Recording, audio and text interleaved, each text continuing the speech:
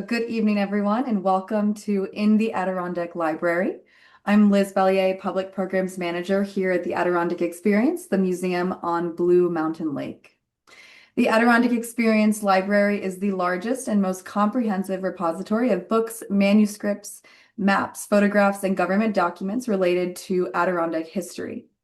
Through this series, we invite you inside the library stacks into the people, places, and spirited conversations that have shaped life in the North Country. In the Adirondack Library runs from October through May with virtual gatherings on the first Monday of each month. You can find upcoming dates and details about each speaker at theadkx.org. We are also delighted to continue our partnership with North Country Public Radio and to welcome back Mitch Teich, station manager at NCPR and host of Northwards. His conversations remind us why the stories of the North Country continue to inspire, amuse, and move us. Northwards airs on the fourth Friday of each month from 12 to 1 p.m., and you can always catch up on old episodes on the NCPR app.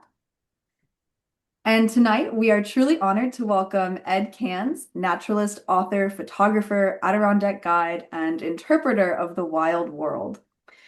For more than 40 years, Ed has led people into forests and bogs, across ridges and riverbanks, inviting them not simply to observe nature, but to know it. A former National Park Ranger, Ed served at Acadia National Park and Gulf Islands National Seashore, curated the Trailside Nature Museum in Cross River, New York, taught field ecology for the National Audubon Society, and was senior naturalist at the Teton Lake Reservation. He is the author of numerous books, a longtime columnist, lecturer, and adventurer who has explored not only his 6 million acre Adirondack backyard, but also the wilds of Australia, New Zealand, and Alaska.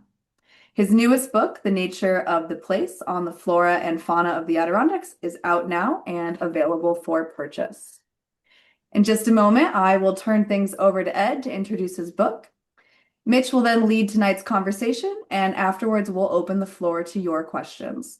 Please submit questions through the Q&A feature and keep an eye on the chat for helpful links throughout the evening.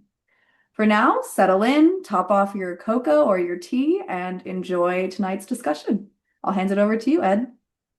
All right. Well, thanks very much, Liz and Mitch, and the Adirondack Experience in North Country Public Radio for joining forces to create this fun program. I'm honored to be a part of it. It's going to be a treat for me.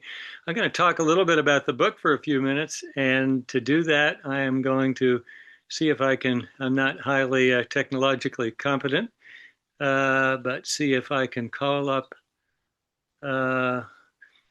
my slide program here, and why am I not seeing it? We can see it, Ed. Looks good on our end.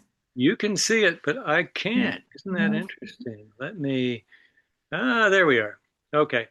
So I just reduced you guys. You're gone. So anyhow, here's the cover of the book. I wish I could take credit for it, but my wonderful editor at Globe Pequot Press, Jake Bonar, was the guy behind it. It's a Hudson River School painting of Lake George in the Adirondacks. So this book collects pieces that I wrote over many years, over the last quarter century, I guess, for a wonderful magazine in the Adirondacks called Adirondack Explorer. And then since the Adirondack Explorer had a bird column before I came along, I am forbidden to write about birds for the Adirondack Explorer. I'm allowed to write about everything else. So I pulled the bird material in the book. You can't have a nature book about the Adirondacks and not talk about birds. The bird material comes from a newspaper column that I wrote for 33 years almost for a chain of newspapers in Connecticut and Southern New York State. So I'll show you some pictures, and I will show you some pictures if it works. There we go. So the first piece in the book actually is about the social lives, the romantic lives of white-tailed deer, an animal that probably just about all of us know. And when I write about nature, I've always tried to reach out to people who aren't maybe interested in nature. So I don't want to drive away the naturalist reader, but I have hopes of attracting people who normally wouldn't be caught dead reading a nature story. So I try to be funny and I try to, play around. but I try not to, veer far from the science. I want my pieces to be scientifically accurate too. So anyhow, I had fun in the first piece in the book talking about the social lives of deer like this beautiful white-tailed buck, which I photographed in our yard, and the romantic stuff that goes on. And it reminded me when I was working on this piece about a friend of mine who, to jumpstart his romantic side of his life, was answering personal ads and running personal ads in newspapers. It got pretty wild pretty quickly, and it's a pretty wild world out there for white-tailed deer. So these animals are roaming around in the woods, not seeing each other all that much, but they need to send each other little love messages. They don't have any access to internet dating, so they have other means of doing it. So the bucks, we just looked at a buck. He rubs his antlers against small trees, maybe a few inches in diameter, pushes against those trees, sort of fights mock battles with the trees, and in the process shreds the bark like we see in this photograph. And he rubs his antlers too, and that's called a buck rub. And that's a sign that a buck is in the area looking to breed, and he's using that young tree like a Nautilus machine. He wants a tree with flex, so it pushes back, and he uses that to get his upper body strength built up, and particularly his neck muscles, which he's going to need for fighting with other bucks. And then the other thing he does, usually somewhere very nearby, is he scrapes the ground bare, and he pees on that bit of bare ground, and he pees actually down his back legs. Pardon anybody who's squeamish about this kind of thing. But anyhow, he's leaving pheromones that are picked up from glands on his back legs. So he leaves a little love personal ad in the bare ground that says, big, good-looking buck interested in a highly intense short-term relationship resulting in offspring. And he hopes a female will come along. And here's a doe, a deer, a female deer, and she comes along and she wanders through the woods in the fall, sniffing those scrapes, those scraped areas that the bucks create, and she picks up the pheromones from the little message that he's left behind. And that message tells her about how big and strong this guy is and maybe how dominant he is, and she learns quite a bit about him. And then if she's interested, she leaves him a little message in the scrape. And then he comes back and checks the scrapes to see if he's had any replies. And then other bucks will come along and leave messages in the scrape too. So there's a bit of competition going on. It's incredibly interesting. And all this communication is done without the deer actually needing to see each other. And eventually, this is what it leads to. So it leads to breeding, and then it leads to fawns. Lots of our whitetails have two fawns, sometimes one, sometimes three, but two is a pretty common number in the Adirondacks these days. The fawns, of course, are just so lovely. And we wouldn't have them without that wild romantic stuff going on in the woods. So that's what the first piece in the book is about. I've got another piece in the book about one of my favorite Adirondack animals. I don't see it very often, but it's the American marten. Sometimes the American marten is called pine marten. In fact, more people in the Adirondacks call it pine marten than American marten, which is the name I use. Pine martens are European, and when Europeans came here, they saw martens and said, oh, look at the pine martens. But it's been discovered that our marten is not the same species as the pine marten. It's now called the American marten, at least by biologists, but anybody who wants it to call it the pine marten still can. It's the only marten in the Adirondacks, and it's a member of the weasel family. It looks almost like a little fox that climbs around in the trees. They spend a lot of time in trees, and they hunt, like weasels generally, anything that they can catch. And one of the common prey items for the marten is the red squirrel, which is so common in the Adirondacks, but they eat birds and mice and, just about anything else that they can catch. They're really lovely. They come in two color phases, this sort of light colored one, and they can be very dark brown, almost black. And you see that sometimes too.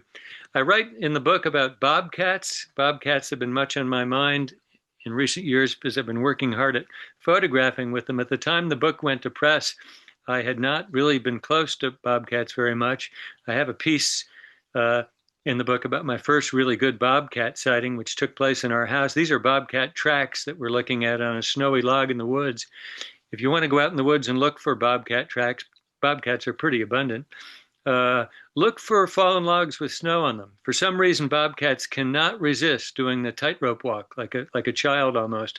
If they find a log lying on the ground, and you'll see the footprints. And noticeably absent from those tracks we're looking at are claw marks, whereas foxes and coyotes and and members of the weasel family have claws that stick out all the time. Cats retract their claws when they walk. So bobcat tracks would very rarely have claw marks in them. So I'm going to show you just for fun a few bobcat photographs that I took last winter actually on our property. This is a young bobcat. It was visiting our yard with its mother, and these things are easily spooked, so I'd have to sit very quietly in a photographic blind, often out there before dawn, sitting in the dark, freezing. I couldn't count how many layers I was wearing, always 3 layers of socks. And then if I was lucky, the bobcats would come, and I was putting out a little bit of food for them. I'd get scraps and things of meat from hunters, and the bobcats sometimes would come. They're amazing animals. They hunt deer regularly in the Adirondacks. They're not that big, about the size of a good-sized beagle, but they're very powerful. And big eyes and little pointy ear tufts. Bobcats are often mistaken for lynx. As far as biologists know, we don't have lynx in the Adirondacks today. They were killed off by about 1900, but that doesn't mean a lynx might wander in from Canada or Vermont. They're very rare in Vermont too, once in a blue moon. But basically the animals that we have here, the wild cats with pointy ear tufts are bobcats. You'd tell a lynx right away because lynx have huge feet. They're about the size of a bobcat. They look a lot woollier, but their feet are like ping pong paddles, where a bobcat has fairly small feet. Photographing these things, I was sitting in a blind, a little tent, was really cool, and the bobcat would come and creep in. All of a sudden, I'd realize there was a bobcat there watching me, and it would wait typically about 40 minutes and just watching and watching, making sure that nothing too dangerous was going on.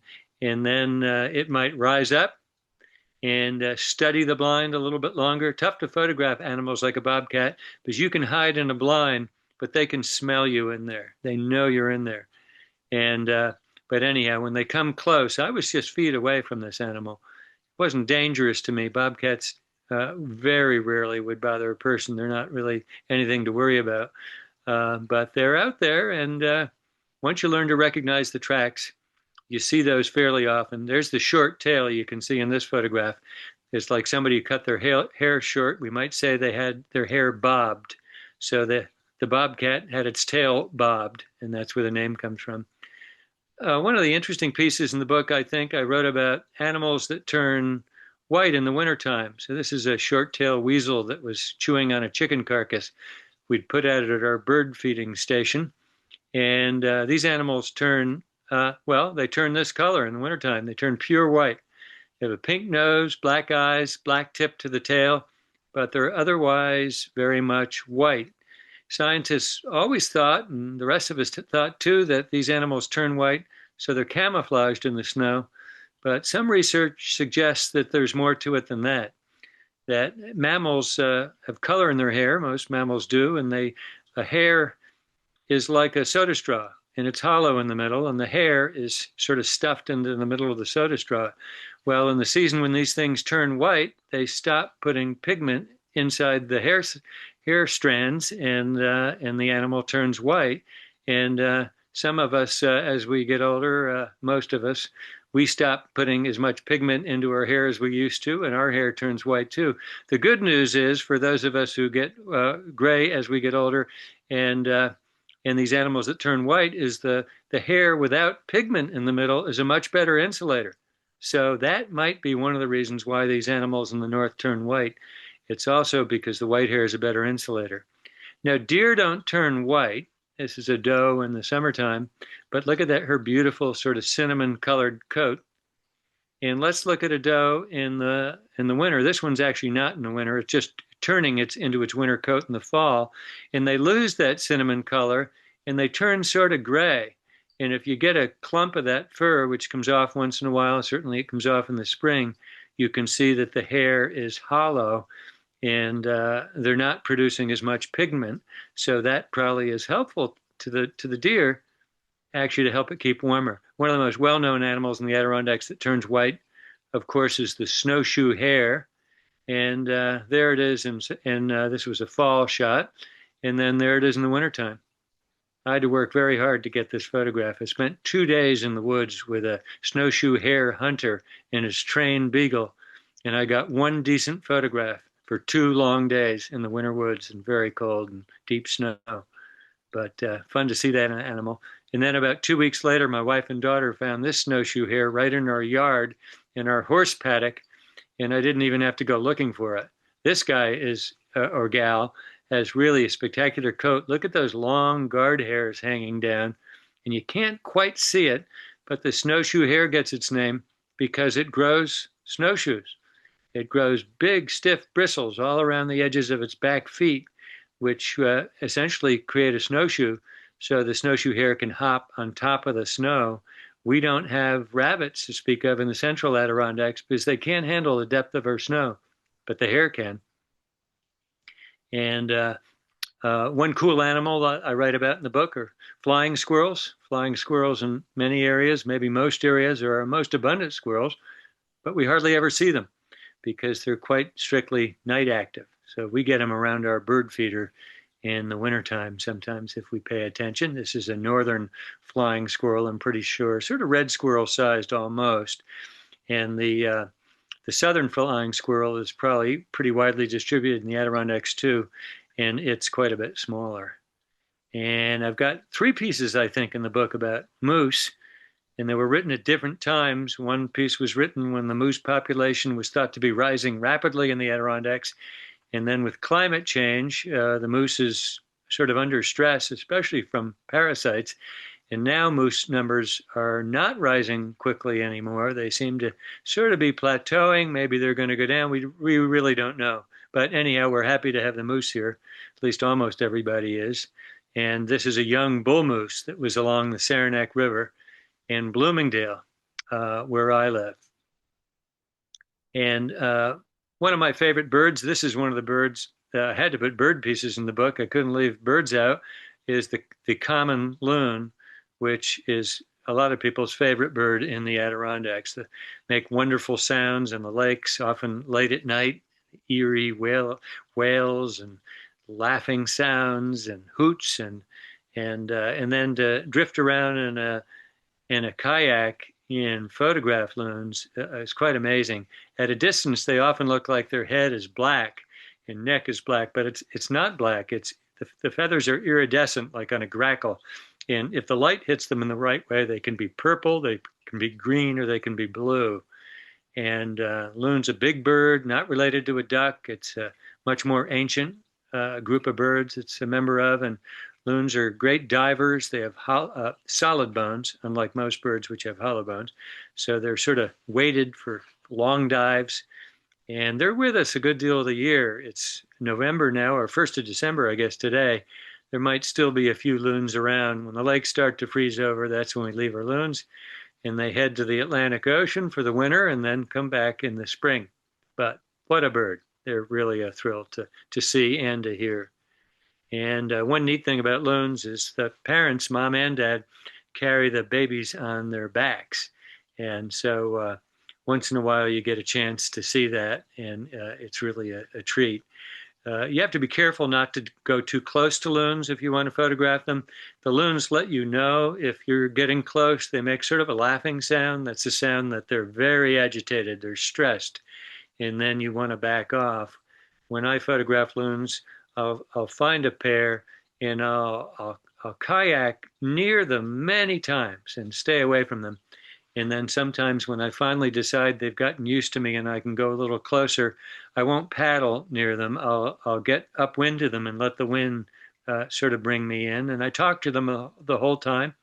I don't want them to think I'm sneaking up on them. And if they show stress, I leave. And if they don't, I might hang around a while and get lucky and get a picture like this. And one of my favorite pieces in the book is sort of a whimsical piece I wrote once. I drove into Saranac Lake from our house in Bloomingdale, and I noticed a duck was flying very quickly through the air. And I was in my car. I think I just slowed down from the 55 zone to the 45 mile per hour zone. And I saw this duck flying along and it turned and was flying parallel to me. And I thought, oh, that duck doesn't have a chance of keeping up with this car at 45 miles an hour. But the duck flew a lot faster than the car and left me in the dust. So, anyhow, I wrote a piece about the different speeds that birds fly. And there's some surprising facts in there. And peregrine falcon is is often said to be the fastest bird in the world. But in researching the piece, I discovered there are swifts that have been clocked at much higher speeds. So birds, some of them move at incredible speed, and some of them move pretty slowly too. And that's a common merganser, very common Adirondack summer duck, taking off and into the air. There's a wood duck whizzing by, one of my favorite ducks. And another bird that's written about a bunch in the book is the bald eagle, which is doing very well in the Adirondacks these days. New York State DEC did a reintroduction program in cooperation with the state of Alaska and brought in young eagles and released them and did it over many years. And it was a government program that was very, very successful, really well handled. And now eagles are commonly seen year round in the Adirondacks. So lucky us that we get to see them. And if you get really lucky, you'll see a pair of eagles, female always much bigger than the male, and flying near each other, courting each other in the springtime. I've seen this many times. What I haven't seen, and I bet some viewers of this program have seen, is sometimes the two eagles will lock talons and tumble through the air. That I have yet to witness, but that's a courtship behavior. There's a famous American poem written about that behavior by Walt Whitman, and it's Dalliance of the Eagles. Look it up if you like poetry, and you'll read Whitman's take. And of course, the result of all that breeding activity and courtship is produce babies. So there's a young bald eagle that flew right over my head. I just pointed the camera straight up and took that shot. And I was just outside the village of Northville, where my family goes back to the late 1700s in the southern part of the Adirondack Park. Wonderful, wonderful place. And I've got a piece in the book. It's excerpted actually in the current issue of Adirondack magazine about ruffed grouse, little drummer boy. And Mitch Teich is checking in here, and he's going to ask me some questions, really hard ones, I'm sure. So anyhow, I'm going to brace myself, and I'm ready. So thank you for sharing my photographs with me. And Mitch, it'll be fun to chat. I'm just joking about the hard questions. You'll be gentle, I'm sure. It honestly was hard to break in because I was just captivated, as I'm sure we all were, by the photographs and just the really, your descriptions of all of these are almost as vivid as the photographs themselves. So I'm grateful that we have a chance to talk. We've talked on the show that I host, and you've also appeared on another show. This is a strange place to start, but you appeared on another show on North Country Public Radio, not to talk about the book specifically, but to take a turn as a DJ. And that might surprise some folks, but there are more than a few musical references in this book. Is there a connection between music and nature for you? Yeah, I would think so. I mean, it's hard to imagine that wild animals didn't invent music, and at some point humans said, "Oh, gee, maybe we ought to try that." So, because some of these things have been around a lot longer. So, I would say that frogs sing. One of the most beautiful voices in all of frogdom is that of the American toad, and they have this long musical trill. A toad isn't very, overly beautiful to look at, but the voice is exquisite, and I'm sure people were stirred by that. Those frog voices go back, hundreds of millions of years. They've been singing since before the dinosaurs. And of course, songbirds, some of the songs are really beautiful, or thrushes especially. So yeah, as a naturalist, if you like birds, you're listening to music and a lot of things in the dense forests of the Adirondacks. It's often hard to see frogs and birds, so often we're finding them and identifying them, but with our musical ear. Well, and I was struck the epigram you chose at the start of the book is the first line from "Feeling Groovy" by Simon and Garfunkel. Slow down, you move too fast, which really kind of sums up. You got to make the morning last. It must sum up how you go out into the woods to look for a snowshoe hare or really anything else.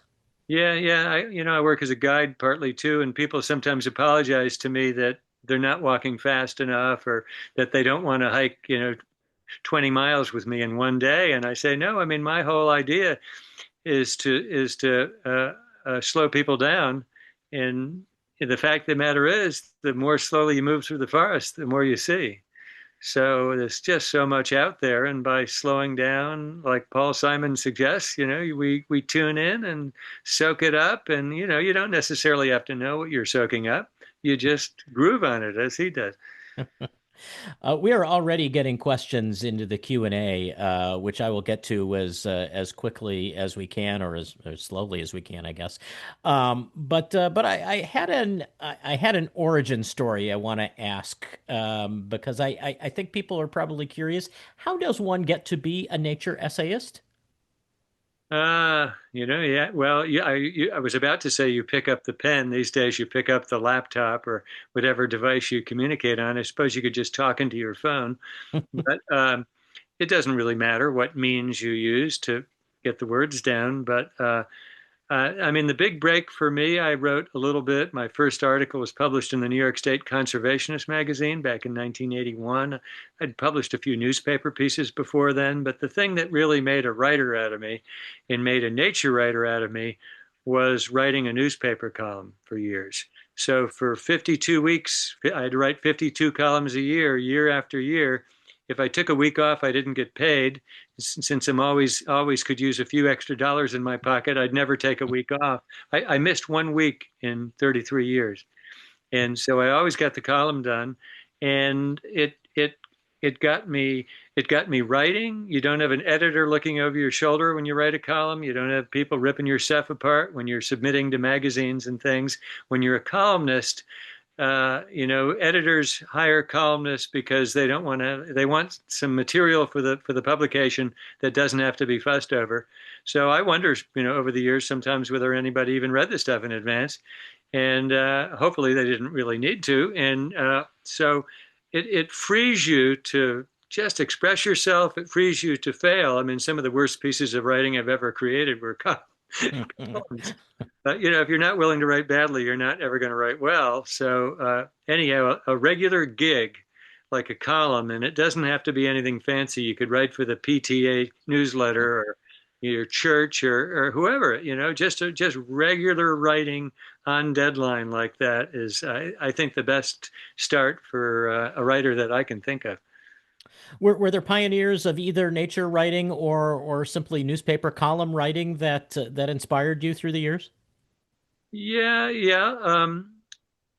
Certainly the person above all was John Burroughs, the naturalist who was from the Catskills. He lived from 1837 to 1921. I ended up writing a book about him at one point. But Burroughs really stirred me. I guess I just felt such a kinship with the guy. I grew up not in a family of nature lovers. People didn't dislike nature, but nobody was the nature nerd that I was. And I wasn't. I'd never met really another person that was super interested in nature like me until I was working as a naturalist, well into my 20s. So anyhow, the great thing about that is just making the connections. Uh, how do you think your work as a guide in person with people informs the way you write about these things? I think I'm out with people all the time and have been I've been leading nature walks for almost 50 years. Quote that number, well beyond 40 now. And, I can see the things. I try to be sort of self-critical. It's a good thing up to a point. And I can talk about things and I can see the people I'm with, their eyes are glazing over. I've talked enough about the reproductive cycle of the fern and it's time to move on to something else. So I think by working face to face with people for years and years, kids, adults, people of all kinds, you sort of get at least a little bit of a handle on what people find fun and interesting and what just is just boring and not very general interest. So that sort of guides not only what you write about, but how you write about it. You sure you don't have any pithy stories about the breeding cycle of ferns you want to share with us? Well, I could hold forth on that for an hour, but I think we'd better pass on that. All right. Well, then let's get to a couple of questions that folks have already asked. And just a reminder, if you have questions, you don't have to sit on your hands. Just drop them into the Q&A, which should be at the bottom of your screen, and we'll get to as many as we can. And I guess I want to start because we were talking about your in-person connection, and I think my microphone keeps switching back and forth here, so I apologize if I'm cutting out. But this is a question from Eric who wants to know, as a naturalist, have you observed animal behavior that should be copied by people? Oh, that's yeah, that's a tough one. Yeah, I guess I have. I mean, I'm not sure it's not copied already. I mean, animals are certainly gentle to each other.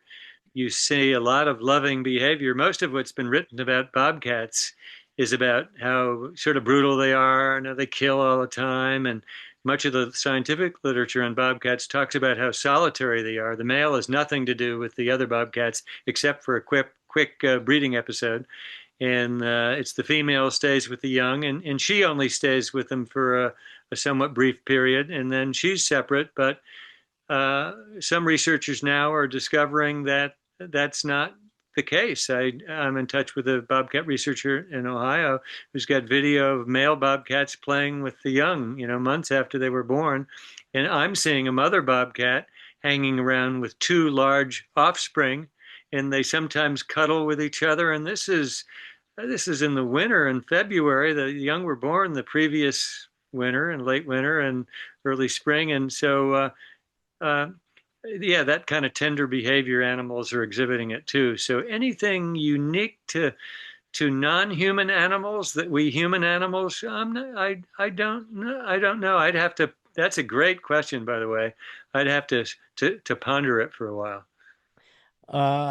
Donna would like to know just a very simple question. How does one find out about your nature walks? Well, I lead them in various places. I work as a guide for hire out of some of the super pricey hotels in the Adirondacks, very nice places, and you can hire me for a small fortune, and I'll go out with you. I do public things at times. I just did a walk, no charge to the participants, no charge to anybody actually, that I donated to the Sable Freshwater Center. That was this fall. I do walks in the summertime. I have for many years for the Adirondack Experience, my favorite museum in the world, really. And the Adirondack Experience kindly has me come down and lead nature walks there for sometimes on the property, more often than not in recent years, other places. So that's a way with the price of admission to the museum and maybe a few bucks additional charge, but peanuts, relatively speaking, you can go on a walk with me. So, and as time goes on, I'd actually like to do more things sort of just for fun. Uh, we'll get to more questions that people have asked in just a moment. But one thing, but this book works. I mean, I guess it works like other book. It's between two covers, but it's really people can pick it up and put it down, much the way. Actually, you mentioned bobcats, and I found this book incredibly helpful just the other day because I was driving home and trying to decide when cat that I saw run across the road while I was driving through the Adirondacks late at night. But do you think there's a through line that readers should take from this book? I don't. I think it is a good book. I'm somebody I'm sort of cantankerous, rugged individual, maybe at heart, and I'll sometimes pick up a book and start reading at the back. I tend to read magazines that way. I'll start at the back and go to the front. So yeah, it's a good book for those of us with a little attention deficit disorder, we can sort of pick it up and read a few pages. And when you get tired of the reader gets tired of me, they can go on and do something else, and then they come back and think, well, he wasn't so bad. And so it's a good book to pick up and put down, and hopefully get picked up again. And if you do pick up the book and read the end, there is no spoiler that will ruin what you might have read before. Hopefully not. Well, Anthony asks, being a beekeeper, whenever I'm walking in the woods, I look to see if there are any feral beehives in trees. Have you ever encountered such in your nature searches in the Adirondacks? And then he goes on to say, thank you, great talk and photos. Okay, thanks. Yeah, that's a great question. And the answer is I used to, and when I say used to, decades ago, find wild honeybee nests in the woods here and there. Uh, at the time, I was finding them with some frequency. I was living and working in Westchester County for a while, where I grew up, and during the last 26 years that I've lived full time in the Adirondacks, I'm not sure I've seen a wild beehive here. I think, and uh, you'd know more about it than I do, but parasites like tracheal mites have come along and knocked down populations. People medicate their captive bees for mites, but the wild bees don't get the medicine. So I think it's become a lot harder to find them. I knew an old guy in Saranac Lake when I first moved here, quarter century ago, named Bernie Brown. Wonderful man. He walked around town in a bright red wool coat, no plaid, just bright red. You could see him from way down the street. And he was, as a young person, he would find wild beehives in the Adirondacks and trace the bees back to their hive. He had a little bee holding device, and he used to find lots of nests. So I think it's become a lot harder. That doesn't mean that there aren't any, and maybe it'll become easier again. Yeah, good question. A couple of people are asking about the way things are changing around us. Among is West. Thanks for a terrific station and for your work in this part of the country. As a naturalist, what are your views of invasive species in the Adirondack Park, and have you found ways that nature can combat them? Yeah, great question. I think nature combating them is going to happen. Nature, unfortunately, works on a long time scale. So some of these things, we have the emerald ash borer and the hemlock woolly adelgid moving into the Adirondacks. They're probably going to kill a lot of trees before they're done. But at the same time, these animals are living things. When they become abundant, they're going to be vulnerable to uh, their own pests. So I think nature has an ability over the long haul. I guess one good example of that I'd say is the beech tree. We've lost so many beeches due to beech bark disease, and now there's another beech disease moving in. But eventually, the diseases will get diseases. That's happened in Europe, where chestnut trees were killed by the chestnut blight, and then the chestnut blight seemed to develop a disease that weakened it, and the chestnut trees started to recover without any intervention. Nature was sort of handling the problem. It doesn't happen that fast. It doesn't necessarily help that beloved individual tree in the backyard, but hopefully it will help things in the forest. So yeah, I think nature has the solutions, but they come at a pretty long time scale, and unfortunately, there's often a lot of loss in the short run. An anonymous attendee writes, having done all of this for so long, what do you think and see in our forests today regarding changes pertaining to climate change, new flora and fauna appearing and others disappearing? Um, yeah, climate change things. I maybe I'll just zero in on our property near Bloomingdale. So raccoons used to be rare here. We could go years between raccoon sightings, but raccoons have struggled to survive in the Adirondacks because we get so much snow. The winter's so long. Raccoons don't hibernate. They just sort of hold up in a hollow tree or somewhere like that, or you're in your attic. And but with our winters are significantly milder than they were, and they're significantly shorter. So now a raccoon is almost a daily presence on our property. We even had an opossum killed on a road just around the corner from our house. I mean, there were no possums in this part of the Adirondacks. So new things are turning up, and we've had birds that are more southern. We see a cardinal once in a while. We never used to have cardinals. We've had a red-bellied woodpecker up from the south. Turkey vultures are common here now. 50 years ago, you probably wouldn't have seen a turkey vulture. So I think the changing climate is bringing us new things. And then, yeah, we are losing things. We used to have the Canada jay or gray jay was a common presence in our yard. I'm sure they've nested on our property. We've had young here, barely able to fly. They used to be on our bird feeder every day, all winter long, year after year, but they don't come anymore. They seem to have largely disappeared. So there's still a fair number of Canada jays, gray jays, I tend to call them, in the Adirondacks, but they're living in the big areas of big wild habitat and sort of more fragmented habitat where I live. They're diminishing. So the boreal chickadee is a northern bird that seems to be it's becoming less boreal, less northern here in terms of the winters and things. So some of the things that are sort of typically Canadian that were sort of a big deal in the Adirondacks are diminishing. And one bird that we seem to have lost entirely during the years, the 25 quarter century I've lived here, is the three-toed woodpecker. I don't think anybody's seen one in the Adirondacks in quite a few years now. And that's a bird whose numbers seem to be going down and down. Exactly why it's diminishing, we don't know, but yeah, so there's lots of changes going on. And on one hand, we can be alarmed by them and we want to do something about climate change. On the other hand, well, it's happening if it's going to happen anyhow. I mean, my view is, we also, who wants to be depressed by thinking the world is always going to hell in a handcart, because it's still a beautiful world out there. It's so diverse. We still have so much to appreciate and rejoice in. And if we appreciate and rejoice in what we have left, that gives us the strength to stand up for what we need to stand up for. So anyhow, I'm not one who likes to, when I lead nature walks, I'll talk about invasive species and some of these issues, but the last thing I want to do is send anybody home more depressed than they were when they arrived, because there's a lot of this stuff is really discouraging and upsetting, but we need to not just be discouraged. And the same person wants to know, have you participated in forest bathing yet?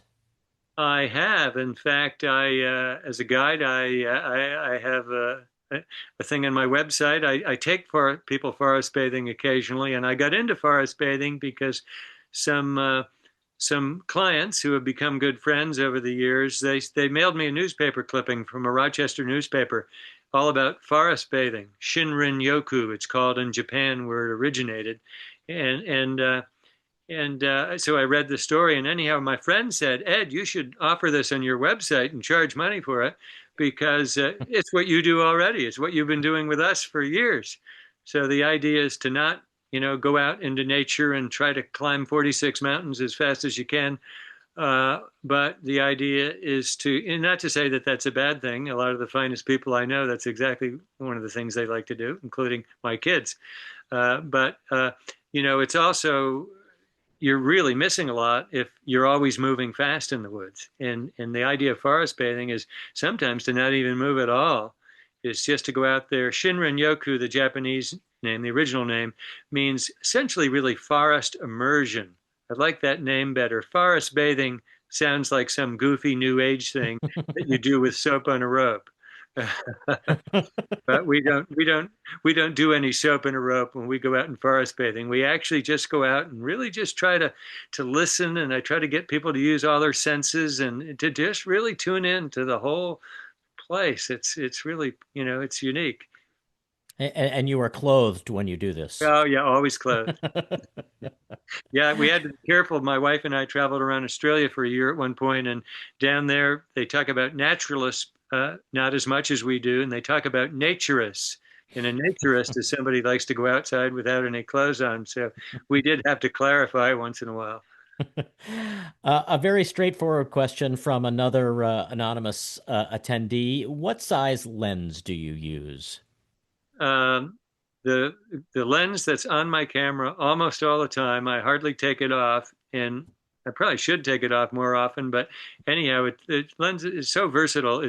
I shoot Canon cameras, and I have a 100 to 400 zoom, in these modern zooms, close focus. So I can do actually some macro work of small butterflies and close-ups and insects and things with that camera, and it's great for birds. There are much longer lenses and, of course, much shorter ones, but that 100 to 400 range is at the 100 setting. I can do a lot of landscape photography.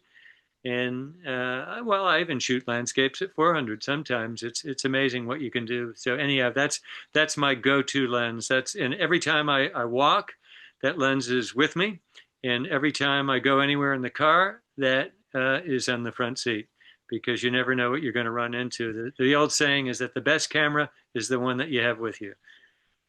Well, and also you don't want to be in a position where there's a bobcat out there and you're fumbling to change lenses. Yeah, yeah, it could be terrible. So yeah, you got to be ready.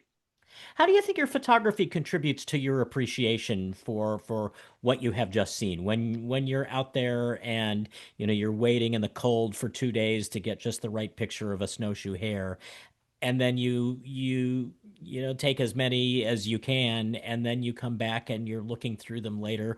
What are you thinking about? Well, you think about whether the photographs are any good or not. You think about what you could do to make them better. And often what you do to make them better is, with at least with wildlife photography especially, it's not necessarily you need a better camera or you need a better lens or you need a longer lens or you need even better technique. Your technique might be just as good as anybody else's.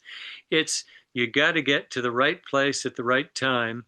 And I've always said to teach a photo class once in a while, the difference between one of our photographic body of work and some top person for National Geographic, they might not be any more skilled. Their gear might be a hair better, but they spend a lot of time scouting, finding the places and the things they want to shoot, pulling a compass out of their pocket or a phone these days, whoever they do it, thinking about which direction the sun moves, whether that thing is going to be better photographed in the morning or the afternoon.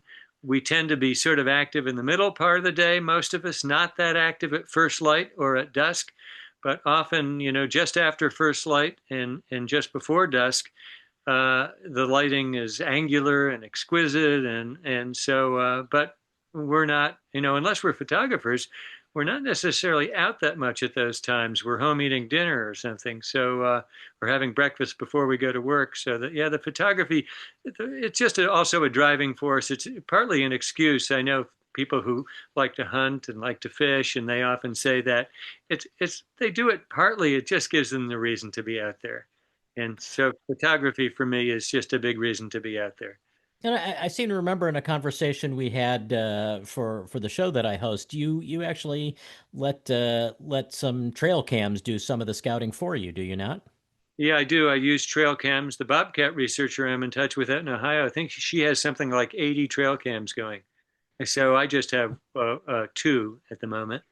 But yeah, they're great. You can put them in an area of you suspect the animal is going to be active, or if you're putting out a little bit of food, and then the trail cam is motion sensitive. It takes pictures at night, takes pictures during the day. It records the date and the time that the picture was taken, so you can set one up and go on vacation for 2 weeks, and come back and look at your camera card and learn that, okay, every morning at 7:30, that's when the bobcats appeared, and then you might learn in the middle of the day they're never there. So anyhow, it helps sort of guide your activity. I work full time, and I'm the building and grounds person on our house, and we have a bunch of outbuildings, and there's just stuff to do all the time. It's hard to find the time for photography, so I have to use my time efficiently, and the trail camera is great for that. And they're really fun. If anybody out there's, somebody who's interested in nature, and you think, what the heck am I going to give them for Christmas, or some other holiday, birthday? There's no better gift than one of these trail cameras. They're not that expensive, and they're just so much fun. Lolly makes a comment and then has a question. First, Lolly writes, I love the Ferd's Bog Nature Walk I went on with you in 2024 through the Adirondack experience. You are an amazing guide. And then goes on to ask, can you share again where your article on the grouse is? We have them on our property, and I would love to learn more. Yeah, the piece on the grouse is in the current issue of Adirondack magazine, and that's Adirondack with no K on the end. And it's the publication of the Adirondack Mountain Club. It's a wonderful magazine. In the current issue that just came out, I think that magazine now going forward is only going to be published once a year. And but any of the current issue has that piece in it with a full page photograph. They put in a grouse photograph I took of a grouse drumming not far from our back door. Hmm. So that piece is also in the book, The Nature of the Place. Miriam writes, "Hi Ed, is one of your essays about finding newts beneath logs?" Uh, I definitely have a piece in there about finding salamanders underneath logs, and newts are salamanders. I have never in my life found a newt under a log, but uh, maybe Miriam has, and maybe plenty of people have, but I haven't. Newts are usually in the water as adults when they're green, and then they go through this roving journeyman sort of teenager stage where they roam the landscape. They're not breeding, but they're not larvae anymore. They roam around, could last for 10 years or more, and they're bright orange. It's one of the salamanders we see the most hiking in the Adirondacks.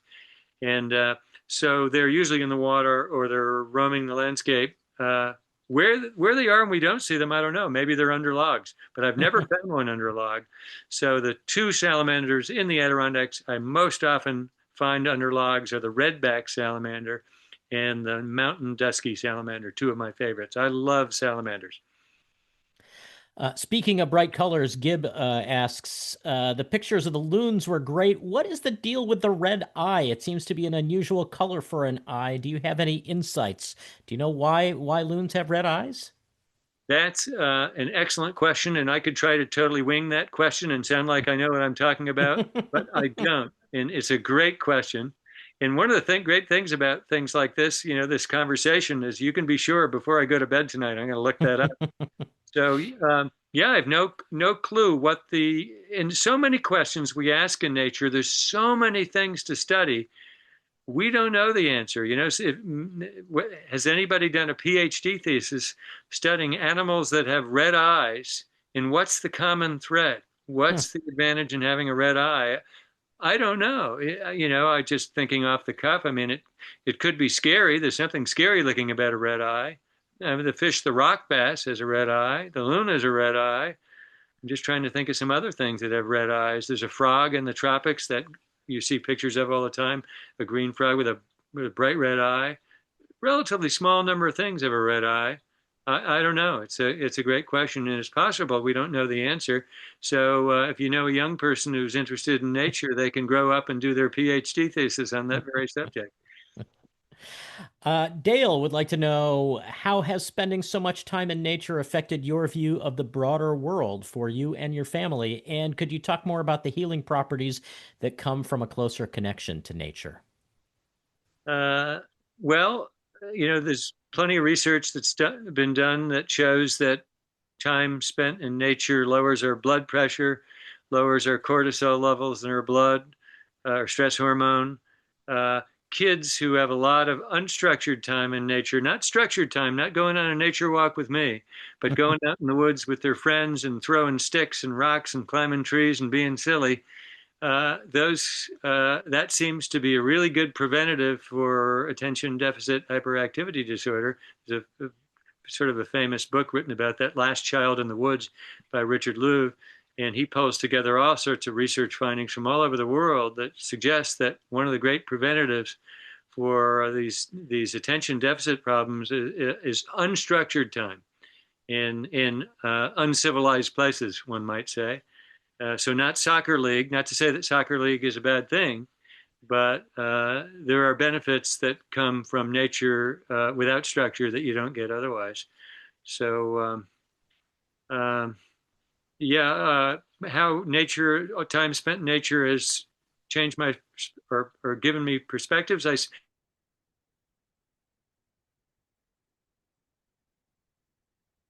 People ask me all the time, in my guiding work, what are these people like, who hire you? And I have to say, honestly, that they're almost to the last person, incredibly nice people to spend time with. And that doesn't mean that there aren't some really unpleasant people who come to the Adirondacks. But the ones who come and then say, "Hey, I want to spend time with a nature guide," there's somebody they're guaranteed I'm going to like them, and they're probably pretty likely they're going to like me.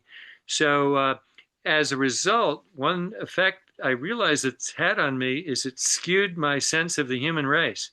So I tend to think that just about everybody is incredibly nice. So when I leave my Westchester County where I grew up and deal with traffic and all the people who are screaming at me and mad at me that I'm not driving fast enough and threatening me and giving me various hand gestures and things. Uh, there's actually a fair number of people out there who really aren't so nice, but I sort of in my day-to-day life, I can almost entirely forget that they exist, and that's so I'm living in la la land to some degree, I have to admit, and it's not entirely bad. And I guess my job is to get more and more people interested. So maybe if it has a calming, nicening effect, to coin a word, then maybe we can spread it around a little. So we're down to the last few minutes. We still have three questions to go, so we'll call this the lightning speed round. Okay, sounds good. I'll try to be succinct. It's hard for me, but I'll try. Gail follows up some of the conversation we had about changes within the park, things like invasive species, and she mentions chemicals in Lake George, recently, weapons testing in the park, but she wants to know whether you see any good changes taking place. Yeah, I do. There's certainly, I've been in this naturalist business since the late 1970s. And there's one really positive change for me is there's more and more people interested in birds, just for example. And there's tons of people now interested in butterflies. I mean, I live near the Bloomingdale Bog. People come from all over the country to look for a particular butterfly there, the Jutta arctic, which can be found at the Bloomingdale Bog and at a certain time of year. So, I mean, that's one really positive change.